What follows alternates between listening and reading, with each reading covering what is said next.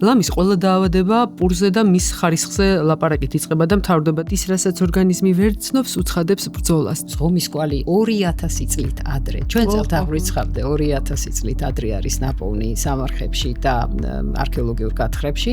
ეს არის მცენარე ღომი. თუ თავი არის მტკიცებულება, რომ ზდასრულ ადამიანს საერთოდ აღარ სჭირდება. 6 წლის შემდეგ რეალურად რძე არ სჭირდება. ეს ფაფარო ჩაეძიები, აღმოაჩენ, რომ ეს არ იყო მარტო იმ ხორბლის, ეს იყო რაღაცა ღრმად გამჯდარი გენეტიკურად გამჯდარი რაღაცა კერძი, რომელსაც თაობას, აი სვანებს რო ბუღლი წოდა ის აქვთ ხო, გადასცემდა.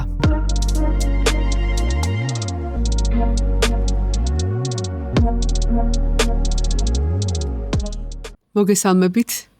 დღეს ჩემი სტუმარია მაიკო ზედელაშვილი, ინტეგრაციული ჯანმრთელობის მენტორი. მაიკო, საოცარ გარემოში გვიწევს საუბარი. მაგიდაზე არაჩვეულებრივი რამ ხდება, ეს არის ქართული ტრადიციული პური, თავისი ასორტიმენტით და მინდა გითხრათ, რომ სუფრაზე თუ გინდა საკვები კარგად აღიქვა, გზნობათა ორგანოებს ყველას უნდა მოერგოს, ასე ვთქვა და ყველა უნდა მოიცვას. ვიზუალურადაც კარგი უნდა იყოს, გემოთიც კარგი უნდა იყოს, რა თქმა უნდა ტაქტილურად უნდა გსიამოვნებდეს შეხებისას და სხვათა შორის მენაც აქვს, ძალიან კარგი ხმა აქვს და აი ამ პურის კანს რო ჩავაკნატუნებ, მაშინ მიხვდები, როგორი მუსიკალური ყოფილა ქართული საკვები და ქართული პური. პირველი კითხვა მინდა იმ თემის გარშემო ვისაუბროთ, რაც არის ჩემთვის, როგორც ნუტრიციოლოგისთვის ყველაზე მტკივნეული, ეს არის პური და რატომაც დღეს ეს პროდუქტი არის არაკანონიერად, ასე ვთქვათ, ჩრდილში მოქცეული, მეცაც გეტყვი. ჩრდილში კი არა, მე ვფიქრობ, რომ ძალიან დიდი თავდასხმების შედეგიცაა ექიმების მხრიდან და ლამის ყველა დაავადება პურზე და მის ხარისხზე ლაპარაკით იწყება და მთავრდება და ექიმები ამტკიცებენ, რომ უამრავი პრობლემის მიზეზია. რატომ მოხდა ეს და საიდან იწყება პრობლემა, რასაც ქვია პური და პარალელი მასთან ესეთი ორმაგი ტოლობის ნიშანით ჯანმრთელობის დარღვევა. რატომ? პირველ რიგში დიდი მადლობა მოწვევისთვის ამ პოდკასტში. ესე კი, ჩვენ გვახასიათებს ცოტა ექსტრემალურად ძალიან გაძლიერებულად უარყოფა, რაღაცის თუ რაღაც არ მოგვეწონან, რაღაც მივაგენით, რაღაც კავშირს რომ სოფლიო აღმოაჩინა ეს თითქოს. და ზოგადად ადამიანური თვისება, რომ თუ კი აღმოაჩინა, რომ არის კავშირი რაღაც ჯანმრთელობის დარღვევასთან ან რაღაც პრობლემასთან, განგაში ატეხოს. ეს რა თქმა უნდა გადაჭარბებულია, მაგრამ არის ასევე მეცნიერული საფუძვლები და იგივე ნუტრიციულ კვლევებში არის უამრავი მტკიცებულება ახლა, რომ ვთქვათ, რომ მთელი რიგის თანამედროვე სელექციური ხორბლისგან დაფქული ფქვილებით, ფქვილის მასებით, მიქსებით, დანამატებით გაჯერებული. ამ დროს თავდაპირველად ეს დანამატები ძალიან კარგი მიზნით კეთდებოდა. იქ არის დამატებული ვიტამინები, ზოგში არის დამატებული პროტეინი და უამრავი სხვა რამ. და ესე იგი არის აზრი, რომ აი ეს თანამედროვე ხორბლის და პროცესირებული ქარხნების მიერ დამზადებული პურები უკვე კომერციული ვარიანტი სრულიად, რომ ის იწვევს მთელ რიგი ტიპის დარღვევებს, კუჭ-ნაწლავის საჭმლის მონელების, ანუ პურს ჭამ და არ ხდება ისე მონელება. მე ვფიქრობ, რომ პრობლემა მაინც ცოტა უფრო აქეთ დაიწყო დაახლოებით მე-20 საუკუნის დასაწყისიდან, მაშინ როდესაც დიდ საბჭოთა კავშირს დაჭირდა დიდი მასის მოსახლეობის გამოკვება და პური გადაიქცა პრაქტიკულად ყველაზე ხელმისაწვდომ იაფ და ადვილ კულტურას, რომელიც შეიძლებოდა ჩვენ საკვებში ყოფილიყო და ფაქტიურად გახდა მიზეზი ის, რომ პური იყო საყოველთაოდ გავრცელებული და მე მახსოვს მაშინდელი ლიტერატურას თუ კითხულობთ ნუტრიციოლოგიურს, პირდაპირ მოწოდებულია ყველა მენიუში რამდენი გრამი უნდა ჭამოს და პრაქტიკულად არსად არ არის ხსენებული, რომ პურს რამე მავნეობა აქვს. იქაც კი, სადაც რამე პრობლემა წარმოიშობა, მაშინ პურს სპეციალურად ხუხავდნენ, ამ მეთოდს ესე ერქვა, ტოსტერში ათავსებდნენ და მაინც აძლევდნენ ადამიანებს. კი. უფრო მანამდე ისტორიაში თუ შევდივართ სიღრმეებში და შენ დღეს აი საოცარი ისტორია გაგვიღვიძე ქართული კულტურის. მე ვიტყოდი გასტრონომია უდიდესი კულტურაა და ის ატარებს ერის კულტურის უმნიშვნელოვანეს ნაწილს და გასტრონომია გვაძლევს წარმოდგენას არა მარტო ჩვენს ჯანმრთელობაზე პრეისტორიულ ხანაშიც და ასე, არამედ იმაზეც თუ ვინ ვიყავით ჩვენ. ეს ჩვენი კულტურის ნაწილია და ვიზუალურადაც საოცრად გამოიყურება ეს პური. აი ეს ძალიან დიდი მნიშვნელობა აქვს და პლუს კიდე არის ძალიან საინტერესო კომბინაციები პურის თვითონ ფქვილისა და სხვა დანამატებისა. მათ შორის ჩვენ აქ ყურძნისწიფწიანიც ვნახეთ, სესამის მარცვლებიანიც ვნახეთ და ეს დამატება და კორელაცია, როგორც ვნახეთ ისტორიულად ქართულ კერძებში და ქართულ სამზარეულოში, როცა პურს აცხობდნენ, იყო და ჩვენ არ ვიყავით მარტო ის რაღაცა ლავაში პური, რომელიც რომელიც დღესდღეობით გონია მოსახლეობას, რომ რაღაცა ძალიან წელვადი ცომის გამზადდება და საკმაოდ საშიშია მათთვის, ვისაც კიდე ერთ თემას ჩემოვაგდებ, გლუტენის აუტანლობა აქვს. ან ცელიაკიაზეა საუბარი. მე მინდა ძალიან რომ შენ გაქვს ძალიან დიდი გამოცდილება, მე მაქვს უფლება მაიკოს ესე მიმართო, ჩვენ საკმაოდ შევამხანაგდით, ასე ვთქვათ. მაიკო ცხოვრობს საზღვარგარეთ, ბრიტანეთში, მას აქვს არაჩვეულებრივი გამოცდილება, ისაც ქართულ ნუტრიციოლოგებს არ აგვაქვს და ყველაზე საინტერესო არის ის, რომ მაიკო უყურებს ამ ყველაფერს გარედანაც და შიგნიდანაც. აი, მოდი ამ კუთხით წავიდეთ, მაიკო, და მინდა მოგვიყვე, რა ხდება დღეს მსოფლიოში პურთან დაკავშირებით, თორსა შენ ჰექსაპლოიდიაზე გადახვედი ჩვენს მაყურებელს, რომელიც არ არის ყოველთვის სამედიცინო განათლების ცოტა უფრო მეტად განუმარტოთ რა არის ესეც და რაც ნიშნავს დიპლოიდური რაც შეიძლება მარტივი ხელმისაწვდომი ენით, იმიტომ რომ მოსახლეობამ იცოდეს რაზე ვსაუბრობთ. მაშასე მაიკო, როგორია პურის დღევანდელი წარმოდგენა პურზე როგორც პროდუქტზე მსოფლიო გადასახედიდან, იმ ნუტრიციოლოგის გადასახედიდან, სადაც შენ მოღვაწეობ და სადაც შენ ხარ? მსოფლიო გადასახედიდან და კონკრეტულად ინგლისიდან პური ისევ ითვლება და არის ფუნდამენტური და მთავარი საკვები. ერთ-ერთი მიზეზი არის სწორედ ის სიაფე და სისწრაფე, რომლითაც პური მზადდება და ხელმისაწვდომობა, ეს ფასიანი ფილერი, რო დავარქვათ, შემავსებელი და ამიტომ რა თქმა უნდა რჩება ცენტრალურ ფიგურად სუფრაზე და კვებაში. მაგრამ იმის გამო რომ უზარმაზარი რაოდენობა და უზარმაზარი პროცენტით ადამიანებს აქვთ გლუტენის ან სენსიტიურობა გლუტენისადმი, ან ცელიაკია, მატულობს რიცხვი, ან აქვთ უბრალოდ უკვე კულტურული ტრენდიც დაიწყო ჯანსაღი ცხოვრების მომხრე საზოგადოებაში უგლუტენო კვების. იმიტომ რომ აქვთ კარგი ეფექტები ჯანმრთელობაზე, არავინ არ გადავა უარს არ იტყვის საყვარელ პროდუქტზე, თუ კი ის არ ხედავს განსხვავებას ჯანმრთელობაში. ამიტომ ეს ტრენდი მზარდია, წამოვიდა და იხსნება უფრო და უფრო ბევრი ესე გლუტენის ხდება, ესე ვთქვათ, გაშავება. კი ბატონო, გლუტენგლიადინის ტანდემი რაღაცა ძალიან ისეთი გახდა. და ძალიან მარტივად რომ აუხსნათ, ვინც არ იცის, როგორც ყველა მცენარეს, რა თქმა უნდა, ხორბალსაც აქვს თავისი გენეტიკური, ასე ვთქვათ, გენეტიკური სისტემა და ფორმატი.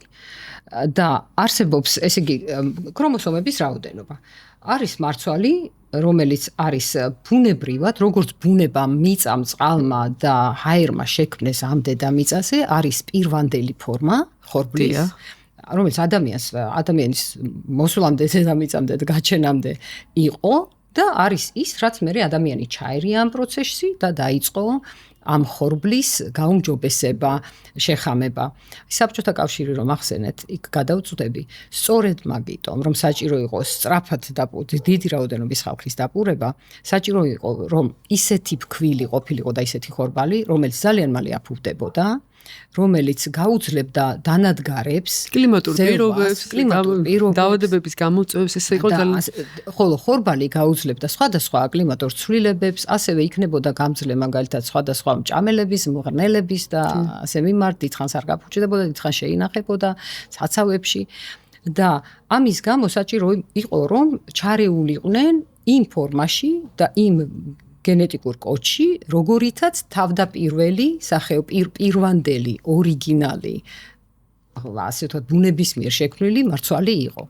აი ამ ჩარევის შედეგად მოხდა უფრო მარტივი გენეტიკური ფორმის, ანუ 7 ქრომოსომა, დედის 7 ქრომოსომა მამის, პურის მამა-დედაზე გულისხმობ, ანუ 14 ქრომოსომიანი, ამას ქვია დიპლოიდური მარცვლების და ტეტრაპლოიდურის, ესეც ბუნებრივი სელექცია, ასევე ბუნებამ გაახორციელა, როდესაც 28 ქრომოსომული ის აქვს წყება.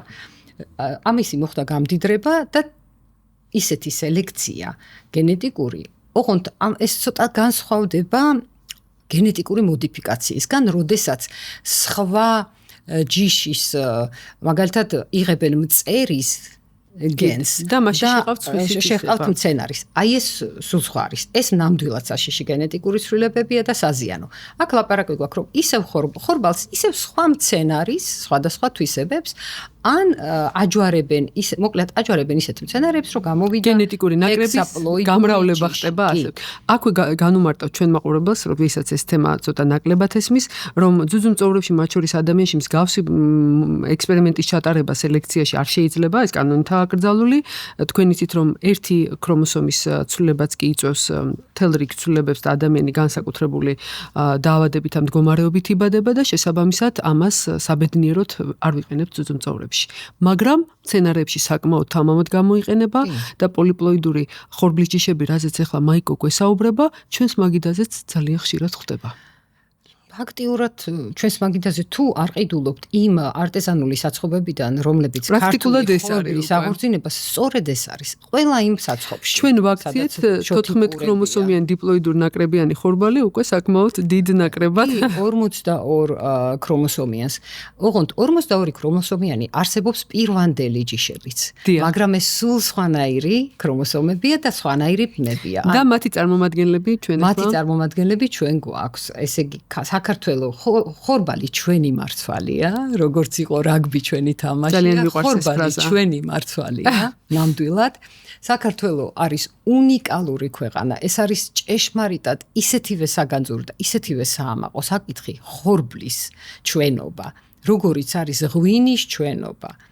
ეს მე ამ საქმეში ჩახედვამდე და ამის კვლევამდე არ ვიცოდი და მცხვენია ძალიან 20-დან 27-მდე ჯიშის ორიგინალი ხორბლის მარცვალი არსებობს და აქედან 15 არის საქართველოში. ამ 15-დან ბევრად მეტი ქვეჯიშებია, ეს არ იფიქროს ვინმე რომ მხოლოდ 15 ჯიში არსებობს. არა, ქვეჯიშები უამრავია სელექციური, მაგრამ 15 ორიგინალი მარცვალი გვაქვს საქართველოში. აქედან ნაწილი არის ბუნებრივად სელექცია რომ მოხდა, როდესაც გლეხი თავის და 8 ენდემური აქედან ხო მართალია კიდე 8 ენდემური ამ 8-დან ესე იგი არის დიპლოიდურიც, ტეტრაპლოიდურიც და ჰექსაპლოიდურიც, მაგრამ ისიც კი, რომელსაც აქვს ახლანდელი კომერციული მარცვლის მსგავსად ჰექსაპლოიდური თითქოს ქრომოსომების წყება, მისი თვისებით, შესაბამისობით, ფარდობითობით გლიადინსა და გლუტენის შორის. ეს არის ყველაზე საინტერესო ფრაგმენტი, რაზეც მინდა რომ ყურადღება გავამახვილოთ. ორი მთავარი ცილა, რაც აქვს ხორბალს, ეს არის გლუტენინი და გლიადინი. მათში კიდევ არის შემადგენელი ქვე კომპონენტები, მაგრამ იქ მოდით ახლა არ დავტვირთოთ ამით მსმენელი და მაყურებელი და ესე იგი აი სენსიტიურობა გლუტენისადმი, ანუ ის საჭმლის მომნელებელი სისტემის პრობლემები და მე აქედან გამოწვეული სხვა სისტემური და სხვადასხვა პრობლემები, ზოგადად ჯანმრთელობის კონდიციები, რაც ხდება, მათ შორის გონების დაბინდვა იქნება თუ მეხსიერების დაქვეითება, უხასიათობა, სინელე, უამრავ სხვადასხვა მდგომარეობას იწვევს. როდესაც ნაწლავური მდგომარეობა და ჩვენი მიკრობიოტა ფაქტიურად. კი, ნელი იმიტომ რომ სისტემური ანთებითი პროცესი ირწება. როდესაც ვერ ინელებს შენი ნაწლავური მიკროფლორა, ვერ აღიქვამს ბუნებრივ ინგრედიენტად და ბუნებრივ საკვებად, საერთოდ საკვებად ვერ აღიქვავს და ფაქტიურად ესე იგი მიიჩნევს უცხო ორგანიზმად, იწყებს მასთან ბრძოლას, მის გამოდევნას და მუდმივი ბრძოლა ხლის, ნუ კიდევ უამრავი ტოქსინები იმის გამო რომ გამტარობა, გაჟონვის, ნაწლავის გაჟონვის სინდრომი ქვია, ანუ იზრდება. ამის გამო ხდება ერთიანი ინტოქსიკაცია. და აი ის 42 ქრომოსომა, რომელიც კომერციულშია, განსხვავდება ბუნების მიერ შექმნილ 42 ქრომოსომასთან იმით, რომ აქვს მონელებადობის ფერმენტები, კუჭის ფერმენტები იქნება თუ პანკრეასის ფერმენტები, თუ ნაწლავური მიკროფლორა და ის ჩვენი მეგობრული ბაქტერიები შლის, ამას ბრწყინვალედ ამუშავებს. საუკუნეების განმავლობაში ცნობ. და ეს არის მისთვის მშობლიური, ადვილად საცნობი, არანაირად ის არ ეწინააღმდეგება, ანუ როდესაც ის ფერმენტები გამოყო, რომელიც საჭიროა, მან დაშალა ის. მარტივად რომ წარმოვიდგინოთ ის, რასაც ორგანიზმი ვერ ცნობს, უცხადებს ბრძოლას და ეს მოცილების რეაქციები გამოიხატება იგივე ფაღარათით, იგივე ალერგიული მოვლენებით, იგივე ინტოქსიკაციის გამოვლენებით, ამიტომაც საკმაოდ ეს და ყველაზე ცუდი არის რომ ეს ადამიანები ცხოვრობენ ამ სიმპტომებით და ზოგჯერ მათ დიაგნოზი არც აქვს დასმული საკმაოდ დიდ ასაკამდე. სხვათა შორის მაიკო, როდესაც მე სტუდენტი ვიყავი იმ პერიოდში, აი ეს დაავადებები, იგივე გლუტენის აუტალობა, ცელიაკია, გვეგონა მარტო წიგნში მოცემული მასალა და მე არ მეგონა თუ პრაქტიკულ ცხოვრებაში ამ რაოდენობით შეხვდებოდი. და როდესაც დავიწყე უკვე ესეთი პაციენტების მიღება, რატომღაც მეგონა რომ საწყის ეტაპზე ძირითადად ახალგაზრდა კონტინგენტში იქნებოდა, მაგრამ მე ვნახე საკმაოდ დიდი ასაკის ადამიანები, რომლებიც მსგავსი პრობლემით არიან და დიდ ასაკში დაისვათ დიაგნოზი. და აი აქ ყველაფერში დამნაშავე არის აი ეს პური, ის ჩვენი არსობის პროდუქტი, რომელიც სინამდვილეში შეიქმნა იმიტომ, რომ ჩვენი ერისთვის ეს არის ყველაზე დამახასიათებელი და ყველაზე ახლო გენეტიკური ინფორმაციის მქონე და აი ეს პროდუქტი გადაიქცა საუბედუროდ ჩვენ მტრად, ხო? პურს აქვს ძალიან კარგი რიტუალური დანიშნულება.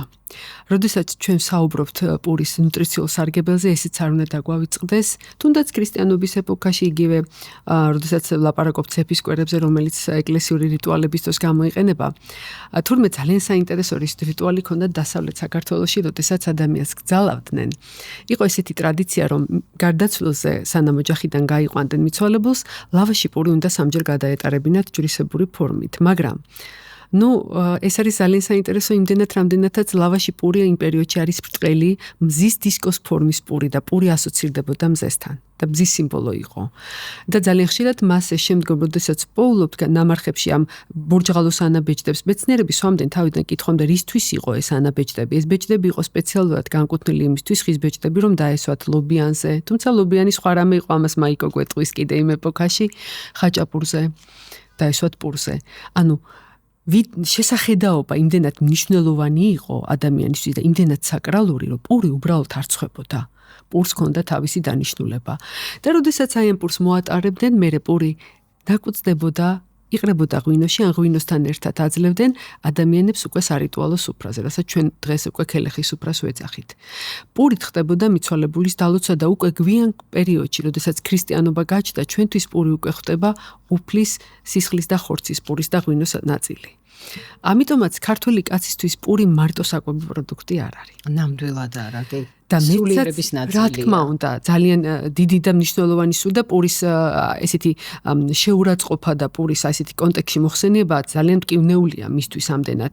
და არის კიდე ერთი ძალიან საინტერესო მოსაზრება, რომელსაც დიდი კულინარები გვეუბნებიან, რომ ერთს რომელსაც ესეთი ცხარე მჟავე მწარე საკვები აქვს, საკვები რომლებიც ცდება იმ თავის ჩამონათვალს, ხომ ლაშეცა, ცხარეცა, მჟავეცა, მწარეცა და რაღაც შეუძლებელი არ ქონოდა რაღაც ნეიტრალური მასა, რომელიც გააბევრებდა აი ამ ეფექტებს და მაგალითად მოყავთ ბრინჯი იმ ქვეყნებში, სადაც ბრინჯი ანეიტრალებს იმ საკვებს. ჩვენ ქვეყნებში ეს იყო პური და კიდე ერთი ძალიან საინტერესო პროდუქტი, რომელზეც მინდა გადავიდეთ, ეს არის ღომი.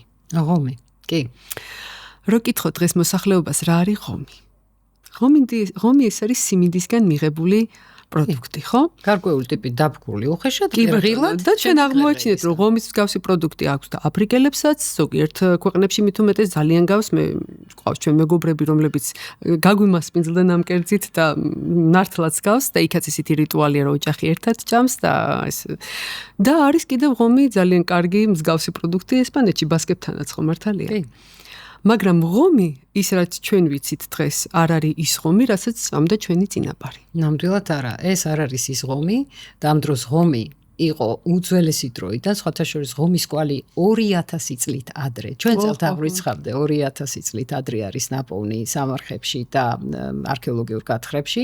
ეს არის მცენარე ღომი, რომელსაც ახლა ესე იგი ჰქვია ასიატიკა იტალიკა და არის პატარა მარცვალი მოყვითალო ფორმის, რომელსაც როდინში ჯერ ესე იგი ნაყავდნენ, ანუ ისე ცეხვავდნენ, რომ კანი გარედან გაცლოდა და მას აქვს ძალიან ნაზი არომატული თხილისებრი გემო და მისგან აკეთებდნენ პურსაც, ფაფასაც, მოიხმარდნენ დაუშვათ გარნიშს, რომ ვეძახით ჩვენ ახლა, და საბედნიეროდ დღეს ჯიშები აღორძინდა. კი ღორძინდება, ოღონდ ძალიან მცირე რაოდენობით, ჯერჯერობით სამწუხაროდ მოხდა ერთი ძალიან ცუდი ფაქტი, ერთი კარგი შეიძლება ყოფილიყო იმ ეტაპზე, მაგრამ შემდგომ ისტორიამ გვანახა, რომ როდესაც კოლუმბის ეპოქაში საქართველოში და მსოფლიოში, ევროპაში შემოვიდა ბევრი პროდუქტი, ამ პროდუქტებმა საკმაოდ ინტენსიურად განდევნეს ადგილობრივი სახეობები.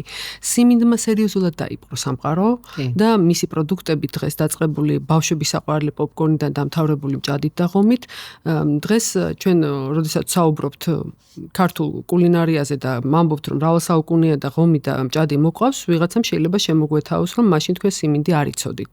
და აი აქ არის პრობლემა ის, რომ ეტიოლოგია, სახელწოდება დაემთხვა, მაგრამ ეს არის სხვა მცენარე რეალურად. რომ ვიზუალურად რომ თვითონ კერძი მსგავსი იყო, ღომი როგორიც რაღაც პუდინგისებურ ტექსტურას გვადარებენ უცხოელი კულინარები გვეუბნებიან, რომ თან იციან, რომ არის პოლენტა, იგივე ზარმაზარი სიმინდის სამშობლო და კერძები დიდი რაოდენობით მექსიკაში და სულაც არ უკვით, იგივე მჭადიც მიაჩნიათ, რომ ხო, იმიტომ რომ მჭადი არ კეთდებოდა სიმინდის ფქვილისგან, როგორც ახლა კეთდება, ხო? სიმინდის ფქვილი არის შემოტანილი ამერიკიდან და მე-17 საუკუნის ბოლოში, მე-18 საუკუნეში გავრცელდა უკვე აქტიურად საქართველოში. საკმაოდ მზარდი და კარგი მანამდე ჩვენ 1000 წლეულები გვაქვს, როცა სხვა მარცვლეული გვქონდა. მასე ბევრად ადრე შემოვიდა მაგალითად ბრინჯი თუნდაც და გვქონდა ჩვენი და გვაქვს შვრია, ჭვავი, ანუ ჩვენ არ უნდა დაგვავწოს საქართველოს აბრეშუმის გზის უმნიშვნელოვანესი გზა იყო და აი აქ ამ გასაყარზე მოდიოდა როგორც ევროპული, ისე აღმოსავლური კულტურის უდიდესი და კულტურას მოქონდა თავისი სურნელი. მოდიოდა მათ შორის კულინარია, სუნელები, სუნამოები, ეთერზეთები, რაც ძალიან მნიშვნელოვანი იყო ჩვენი კულტურის და ჩვენი გასტროკულტურის მათ შორის, რა თქმა უნდა, ჩამოყალიბებაში. და ნოუ-ჰაუც მოდიოდა, როგორ უნდა გამოგეყენებინა. და თურმე მარტო არ მოდიოდა, ჩვენგანაც მიდიოდა თურმე. რა ძალიან საინტერესოა. აი ახლა ხორბალზე ვიტყვი. იცით რომ ჩვენი იმდენად უნიკალური გენეტიკა აქვს ჩვენს მარცვლეულს, ენდემურ მარცვლებს, რომ ახლა მსოფლიოში არსებული ხორბლის ჯიშების 70% აქვს ქართული გენი. ანუ ის ნაწილი, იმიტომ რომ იღებენ ჩვენს ენდემურ მარცვალს და მისგან მისით აუმჯობესებენ სხვა ხორბლებს მსოფლიოს სხვა ქვეყნებში. რატომ ხდება ეს? იმიტომ რომ ჩვენ ხორბალს აქვს სიცოცხლის უნარიანობა და ამტანობა უნიკალური, აქვს ფუნგიციდური თვისებები, ანუ ეწინააღმდეგება ბუნებრივად ადვილად მოსაყვანია, იმიტომ რომ არ სჭირდება იმდენი სასუქი, არ სჭირდება იმდენი მორწყვა გამძლეა ძალიან ბევრი თვალსაზრისით, მაგრამ აი იგივე ეს ერთმარცვალა მაგალითად ხორბლები, აი ერთმარცვალები გვაქვს ვიზუალურადაც განსხვავებულია, მაგალითად ვიზუალურადაც განსხვავდება, მაგრამ თან ერთი მარცვალა, ანუ რატომ მოხდა საერთოდ? არა, მე ადამიანი დაინტერესდება. ესეთი ბრწყინვალე თვისებები აქვს, დაბალი გლიკემიური ინდექსი აქვს, მაღალი პროტეინის შემცველი, ცილის უფრო მაღალი შემცველობა. საგემოვნო თვისებები რაც მთავარია. უგემრიელესია. რატომ ადგან რომელი არანორმალური ადგება და ამას გადააკეთებს გაფუჭა? რაოდენობა არ მოდის ბევრი. იმიტომ რომ თავთავზე წარმოიდგინეთ თითო მარცვალი რო ახლა სად ის და სად ჩაფსკვნილი ყველა მხარეს 4-4 და 3-3 მარცვალი.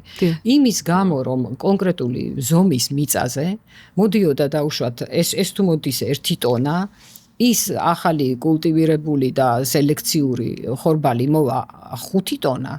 რა თქმა უნდა იმას დათესავს. აი სწორედ ასე ხდება გადასვლა აი ამ გენეტიკურად, სელექციურად შეცვლილ ჯიშებზე. მაიკო, აქ კიდე ერთი მარკეტინგული თემა ჩაერთო. საუბედუროდ ხორბალი მოდის სხვანაირი რელიეფის მქონე ქვეყნებში. ნაკლებად საქართველოში, საქართველო ვერ დაიკვეხნის დღეს იმას, რომ დაუშვათ ხორბლის მოყვანის და ჯიში. ეს არის უფრო დაბლობი, ერთნაირი ტერიტორია და ამით ძალიან მდიდარი იყო ჩვენი მეზობელი ქვეყნები, რომლებიც იყვნენ ძირითადი მომწოდებელი ფქვილი საქართველოში და იმ პერიოდში, როდესაც უკვე საქართველოში არ იყავით, ჩვენ განვიცადეთ ეს, ვინც აქ დავრჩით, როგორ შეწყვიტეს მათ მოწოდება და როგორ აღმოჩნდით სრული, ასე ვთქვათ, ალიმენტარული დეფიციტის წინაშე, იმიტომ რომ ჩვენ არ მოგვეწოდებოდა ყველაზე დიდი მასა საკვების, ყველაზე ხელმისაწვდომი პროდუქტი პურის სახით. ამიტომაც არის მნიშვნელოვანი ადგილობრივი ჯიშების აღორძინება, თუნდაც იმიტომ, რომ ჩვენი დამოუკიდებლობა, ჩვენი ისტორია და რაც თავარია ჯანმრთელი პროდუქტი შევინარჩუნოთ. ჩემი ხედვა, რა თქმა უნდა, ესეთი და თავზე არ მოვახვევ, მაგრამ როცა შენ მესაუბრები იმაზე, როგორი იყო ქართული ხორბალი, მე ბუნებრივია მიჩნდება პროტესტის ფორმა, რომ ხომ არ უნდა ჩავდოთ ამაში ძალისხმევა, რომ ეს ხორბალი ავაღორძინოთ, რადაც არ უნდა დაგვიჯდეს. ლიზი აუცილებლად უნდა ავაღორძინოს. ის აი ხა როცა ვსაუბრობდი, ის ძალიან სპონტანურად გამახსენდა წანდილი და კორკოტი ორი ძალიან მნიშვნელოვანი რელიგიური საკვები, რომლებიც არა მარტო ჭირის სუფრაზე, არამედ რელიგიურ დღესასწაულებზე გამოიყენება, მათ სპეციფიური მომზადება ჰქონდათ. ძალიან საინტერესო, თურმე წინადღით ალბობდნენ, მერე ცეხვავდნენ, ცემდნენ, ასე ვთქვათ, კანს გააცლიდნენ. ნუ აი სადაც უფრო მეტია ეს რაღაც პრობლემური ნივთიერებები და გლეხმა იცოდა, რომ ის თეთრი გული უნდა ამოიღო და მისგან დაემზადებინა და იქ იყო ორი ვარიანტი. ერთი ამზადებდა მარილით და შეაზავებდა რაღაც ნივრით და ასე შემდეგ და მეორე ნაწილი სუფთად ისეთი გურმანული, ტკბილით, ჩირეულით, ქიშმიშით გაწყობილი, კი ბატონო. ნიგოზით უძველესი. მე შემოვიდა უკვე კოლიო სახელწოდება, რომელიც ესეთი ბიზანტიურ კოლიობას ეხსნება, სხვათა შორის ბევრ ქვეყანას სლავურ სახელმწიფოებში დღემდეა ჩვენსავით იქაც გამოიყენება, მაგრამ მე ვფიქრობ, რომ წანდილის მსგავსი საჭმელი ყოველთვის იქნებოდა, იმიტომ რომ მე როდესაც რეგიონებში ვარ ნამყოფი მოსახლეობაზე სამედიცინო გასინჯვების ჩატარების დროს, იქ მიკითხავს აქსაკალებისთვის, რომ როგორი იყო სამზარეული და ხშირად მიყვებიან ხოლმე, იცით რომ ბებია გვიკეთებდა აი ესეთი რაღაცა ხორბლის ფაფას. ეს ფაფა რო ჩაეძიები, აღმოაჩენ რომ ეს არ იყო მარტო იმ ხორბლის, ეს იყო რაღაცა ღრმად გამჯდარი, გენეტიკურად გამჯდარი რაღაცა კერძი, რომელსაც თაობას, აი სვანებს რო ბუღლიწოდა ისა აქვთ ხო, გადასცემდა. დაასწავლიდა. კი, ნამდვილად ეს ძვირფასი რამ ჩვენი გენეტიკის ნაწილია მზესთან დაკავშირებით. რა საინტერესოა, ესე იგი ხინკალიც ხომ ძალიან ბევრი დავა ახლა რომ ხინკალი ეს რეალურად ჩვენი კი არ არის, იმიტომ რომ ხომ აბრეშუმის გზის გასწროი მართლაც ყველას აქვს მსგავსი პროდუქტი, მაგრამ არა ჩემო კარგებო, თიანეთში ხინკალი უძველესი დროიდან იყო. მართლა ძალიან ძველი. აბრეშუმის გზამდე ქონდა საქართველოს ხინკალი დაკეპილი და ხინკალი თურმე განასახიერებს მზეს. ბორჯღალოს ზევიდან რო დახედავთ ეს არის ბორჯღალო და იხარშებოდა მაიკო ქვაბში. ეს იყო მთელი მისტერია, როგორ ხარშავდნენ და როგორ ამზადებდნენ ხინკალს. სამყაროს სახე იყო კოსმოგონიის. ხინკალი თავსდებოდა მასში. ხინკალი განასახიერებდა მეცხოველებასა და ასე ვთქვათ, თავთავის მოყვანას, ანუ მეპიროების ორ მნიშვნელოვან ნაზავს, იმიტომაც იყო მასში ეს ჩადებული და რიტუალური იყო ნაოჭების რაოდენობაც. აქ არის მთელი, რო წაყვეთ, ეს არის მეცნიერება. აქ არაფერი არ ეშლებათ. აი ქართულ სუფრაზე იგივე სადღეგრძელოები რატო იყო 7 ან 9 მიცვალებული სუფრაზე დავუშვათ, იქაც მნიშვნელობა ჰქონდა 9 თვალამზე გვაქვს, ხო? 9-ს იქეთ წავედიო. ეს მნიშვნელოვანი ფრაზები. ეს არ არის რაღაც ამას ბევრი განმარტება აქვს, რო ჩაუღრმავდეთ ერთი კი არა 10 გადაცემა. რა თქმა უნდა. ინგლისელებს არა აქვთ ეგ და სხვა ერებს აქვთ 7. კი, რატო იყო მზე 9 თვალა? ხო, ესე ძალიან მნიშვნელოვანი მთელი ახსნა აქვს. დიახ. და აი ამას თუ ჩაუღრმავდებთ, მაიკო, აღმოაჩენ, რომ საკვები ჩვენთან ყველაზე მეტად იყო დაკავშირებული რაღაცა სულიერებასთან, რაღაცა კოსმოგონიურ ცოდნასთან. ამიტომაც ესე ხელაღებით ამოღება. მე ცოტა ხნის წინ მქონდა ესეთი დავა, როდესაც ერთ-ერთმა უცხოელმა მითხრა, რომ მაწონი, რომელიც იძებნება ინტერნეტში ინგლისურ ენაზე წერია რომ ის არ არის ქართული პროდუქტი, არ მინდა ეხლა ცოტა ესეთი კი ბატონო და ეს ახსნა განმარტებებიც ისეთი უხერხემლო ახსნა განმარტებებია, რაღაცა შეიძლება ყველაფერს მიამსგავსოთ, მაგრამ მაწონი მაინც ხომ ის პროდუქტი იყო, რომელსაც ჩვენ ვერავინ წაგვართმევს, იმიტომ რომ აი ფლორა რომელიც მასშია, ის დედო რომელიც ინახებოდა, არის ერთი ძალიან საინტერესო ისტორია. არ ვიცი ამის დრო იქნება თუ არა ამ გადაცემაში მოხდეს, ოდესაც კომპანია Danone, რომელსაც ძალიან დიდი ისტორია აქვს სხვათა შორის, აპირებდა თავისი იოგურთების დამზადებას და ეს ნახეს ჩვენი ამ ის პერიოდი, როდესაც საქართველოს უკვე გავიდა, ასე ვთქვათ, კომუნისტური ეპოქა ახლოვდება და ქართული თეთრი გვარდია ტოვებს ქვეყანას და გადის საზღვარგარეთ საცხოვრებლად. შეისწავლეს ჩვენი პროდუქტები, დაინტერესდნენ ძალიან აი მაწონის შემადგენლობით. იმ პერიოდში უნდათ საქართველოსთან კონტაქტის დამყარება, მაგრამ ვერ მოხერხდა 20-იანი წლების საქართველოში, ცოტა გვიან საბჭოთა საქართველოში ჩამოდიან. ქართული აფხაზეთის რეგიონს სწავლობენ, ჩვენს აფხაზებს, ქართველებს სწავლობენ იქაურ მცხოვრებ მოსახლეობას და პირველი ინტერესდებიან რითი იცით, სიცოცხლის ხანგრძლივობით. ეს არის ქვეყანა ერთ-ერთი გამორჩეული ხანგრძლივი სიცოცხლის მქონე ადამიანები. ახლა რო ბლუზონები ქვია. კი ბატონო. ეს იყო და ამ ბლუზონას აქვს საინტერესო, რომ არა მარტო ხანგრძლივი სიცოცხლე, არამედ ფანტასტიკური გონება. ბევრი მათგანი აიხაც არიან ხევისბერები, რომლებიც წყვიტავენ და გადაწყვეტილებებს იღებენ და მათ სიტყვას უჯერებს მთელი ოჯახი და მთელი საგვარეულო, ხო მართალია. და შეისწავლა საქართველოში მათი მდგომარეობა და აღმოაჩინა, რომ აი ამ პატარა ბაქტერიებს, რომლებსაც დღეს შერყეულია სულიად სამყარო და თulis რომ მიკრობიომი მიკრობიოტა, ეს არის ყველაფერი და ამოსავალი წერტილი, თურმე აი იმ პროდუქტში, იმ პროდუქტის მოყვანისთვის, რასაც ქვია რძის მჟავე პროდუქტი, ხო, შემჟავებით მიღებული პროდუქტი, ქონია უდიდესი მნიშვნელობა ჯანმრთელობის ფორმირებაში. და დღეს უკვე ჩვენ გველაპარაკებიან იმაზე, რომ მიკრობიოტა და მიკრობიომი განსაზღვრავს არა მარტო ფუნქციას და ფიზიკურ მდგომარეობას ნაწლავების, არამედ თუნდაც დიაბეტის მიმდინარეობას, თუნდაც სენსიბილიზაციას და ალერგიულ გამოვლინებებს, მენტალურ დაავადებებს. კი ბატონო, ძალიან ბევრი კორელაციები არსებობს უკვე evidence based, რასაც ვამბობთ, ხო მართალია, ამას უკვე წყალი არ გაუვა და თუ დღეს ვინმეს უნდა რომ დააკნინოს და თქვას რომ მედიცინა ცალკეა და ნუტრიციოლოგია ცალკე, მე ვფიქრობ, რომ ეს თემა ჩვენ ახლა უნდა გავშალოთ. გითხრებით. რა ხდება, მაიკო, რატომ მოხდა ესეთ ჩიხურ მდგომარეობაში მედიცინა თავისთავად შევიდა ფარმაკორეცეპტურაზე დაყრდნობილი მედიცინა ერთგვარად შევიდა ჩიხში და მან აღმოაჩინა რომ დაავადებები ბევრია, მაგრამ განკურნების მეთოდი არა. ამიტომაც ინდუსტრია იგონებს და იგონებს ახალ ფორმულებს, მიკროორგანიზმები მაინც ძალიან ჭკვიანები აღმოჩნდნენ და მიდიან წინ და ანტიბიოტიკების ერა მოყვება უკან და დადგება 2050 წელი, როცა ჩვენ შეიძლება დავდგეთ იმ ეპოქაში, როცა არ ქონდა ანტიბიოტიკები, ხო მართალია. და აი აქ უკვე ერთვება ყველაზე საინტერესო თქვენი პროფესია, რაც მე ხა მაყურებელს გავაცანი, ძალიან საინტერესო ფრაზით იწყება, ინტეგრაციული მედიცინა. რაც ნიშნავს ინტეგრაციული მედიცინა? მოდი მოკლედ ამ ჭილშიც თქვათ, იმიტომ რომ მე მინდა რომ მაყურებელმა ნახოს, როგორი კავშირია ნუტრიციასა და მედიცინას შორის. რა არის ინტეგრაცია მედიცინაში? ინტეგრაცია არის ორი სისტემიდან საუკეთესო აღება და საჭიროს.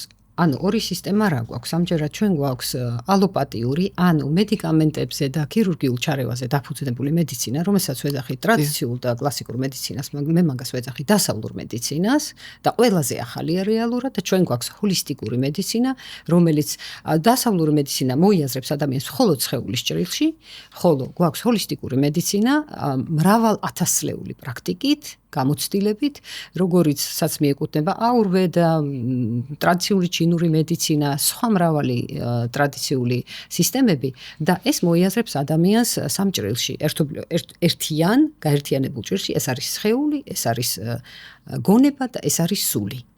და აი ამ ორ სისტემას ერთმანეთთან სერიოზული პრობლემა გაუჩნდა. უბრალოდ ჰოლისტიკას არ აქვს პრობლემა რეალურად ალოპატიურ მედიცინასთან, მაგრამ აი დასავლეთის მედიცინას აქვს, იმიტომ რომ მოხდა ისეთი ძლიერი კომერციალიზაცია და იმდენად ჭიდრო და შეზღუდული ჩარჩოები და ისვა როგორ უნდა იმუშაოს, რა პროტოკოლებით უნდა მიუდგეს და იმდენად მოხდა უზომოდ ყურადღება და ფოკუსი შევიწროვდა და გადავიდა მხოლოდ მაჩვენებლებზე. აი ანალიზისის პასუხი, აი ამდენი მაჩვენებელი, რომ ადამიანი გეუბნება, დღეს ხშირად მიდის დასავლეთში, ინგლისში მიდის ადამიანი ეუბნება, ცუდად ვარ, მტკივა ეს, მაქვს ეს სიმპტომები, უღებენ ანალიზს. ანალიზი აჩვენებს, რომ არსად არაფერი კლინიკური სურათი ყოველ შემთხვევაში კლინიკურ დონეზე დარღვეული არ არის და ეუბნება, რომ არაფერი არ გაქვს ამ კორდალო. კარგად იყავი. და ადამიანი ეუბნებს, რომ დაიცადე, ჩემ ტკივილს რა უყო. ტკივილი არსად არ წასულა. მისი პრობლემები არსად არ წავიდა, არადა დასავლური მედიცინა დიაგნოსტირებასაც ვერ უკეთებს, ვერ ხვდება და ყოველთვის იმ წუთში გადადიან ნერვების ამბავი გაქვს. აი ზუსტად. იმდენი ნერვების შენი ნერვები. ეს გახდა უნიკალური საშუალება, რომ ყველაფერზე ხელები დაგვბანო. სტრესი არის დღეს, ალბათ სელიე ცოცხალი რო ყოფილიყო, რომელმაც სტრესზე დაგვიწყო პირველი საუბარი, ალბათ იტყოდა რომ ამდენი სტრესით. რა თქმა უნდა, სტრესი არსებობს. ამას ჩვენ არ უარყოფთ. მაგრამ აპელირება მხოლოდ იმით, რომ სტრესი აქ ადამიანს გადატანილი და ეს პრობლემა იმიტომ დაიწყო, მე მგონი არასწორია და მასეც რომ იყოს, მაიკო, გამოსავალი ხო უნდა ვიპოვოთ. პაციენტს რა უნდა რომ განიკურნოს. და როცა შენეუბნები, რომ იცი და თქვენ არაფერი გაქვთ, ხა უბრალოდ სტრესი გაქვთ, ნერვიულობ და დაძაბული ხართ და უშვებთ. აი სწორი თქვი, უნდა რომ განიკურნოს, აქ არის კვანძური ფრაზა. აი სამწუხაროდ ალოპატიურ მედიცინას მე რა კი არ მაღელვებს, რომ ვინმე გამიბრაზდება, ვინმე დაიწყებს, ახლა ექიმები, მე აქ სამედიცინო სფეროში ვეღარ ვიმუშავებ, ნამდვილად არა, მე შემიძლია ალოპატიურ მედიცინას ნაკლებად აინტერესებს, რომ განიკურნოს. შედეგზე ორიენტირებული ვარ. იმიტომ რომ თუ ალოპატიური მედიცინის დანიშნულება არის შეამციროს სიმპტომები. ტკივილი იქნება ეს თუ რაღაც დაავადების გამოვლენა იმდენად, რომ ამ ადამიანმა შესძლოს მუშაობა, ყველაფერი მომდინარეობს ისევ და ისევ იმ აღქმიდან, რომ ადამიანი არის რესურსი, რომელმაც უნდა იმუშაოს და მოემსახუროს საზოგადოებას. და თუ კი ადამიანს შენ არ შეხედავ ცოტა უფრო ფართო ჭრილში, ცოტა უფრო მეტი სიყვარულით და ყურადღებით, ხო მაშინ თავი აქტივ და მანქანას დაუშვათ ჩაერთო, ჩამრთველი გაჩვენებს რომ ზეთი აკლია ან ბენზინი, მოდი ჩამრთველი გამორთოთ, რომ არ გვაჩვენოს.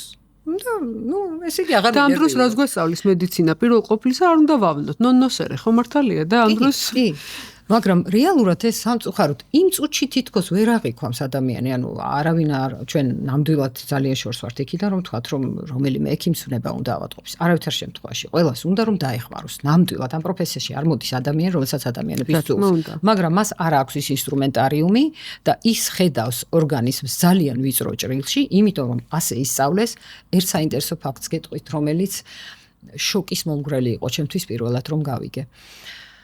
ინგლისში სამედიცინო სკოლა, უმაღლესი სასწავლებელი, რომელსაც სამედიცინო სკოლები ჰქვია, 5 მინიმუმ 6 წლიანი საბაზისო კურსია, რომელიც ამზადებს ექიმს. და ამ 6 წელიწადში მითხარით რას წარმოიდგენთ, რომ არის რაოდენობა, რაც ორგანიზმს, ეს 6 წელი სწავლობს ორგანიზმს. როგორ მუშაობს, რა დაავადებები აქვს ორგანიზმს და რა მდგომარეობა აქვს. მაგრამ ორგანიზმის მთავარი საწვავი, ორგანიზმს ქმნის ის საკვები, ის ნუტრიცია, რომელსაც იღებ. ისევე როგორც გასწავლონ მანქანა და მოგცენ მანქანა და არ გითხრან რაზე მუშაობს, წყალზე მუშაობს, აირზე მუშაობს, ბენზინზე მუშაობს, რა კომბინაციები სჭირდება, რამდენჯერ სჭირდება, უნდა ჩაასხა. ხა შევადაროთ რამდენად უფრო რთული ადამიანის ორგანიზმი, არა? და არ გეუბნება, არ ნუტრიციას ასწავლიან 9-დან 18 საათამდე. არ გადამრიგეთ. ჩვენ მაგნესაც არ გვესწავლიან. ეს არის ოფიციალური სტატისტიკა, რომელიც დიდი ბრიტანეთის სამედიცინო კვლევების ინსტიტუტის მიერ დევს, ყველა შეუძლია შეამოწმოს. დასვით კითხვა, რამდენი საათი ისწავლება ნუტრიცია ინგლისის სამედიცინო სკოლებში.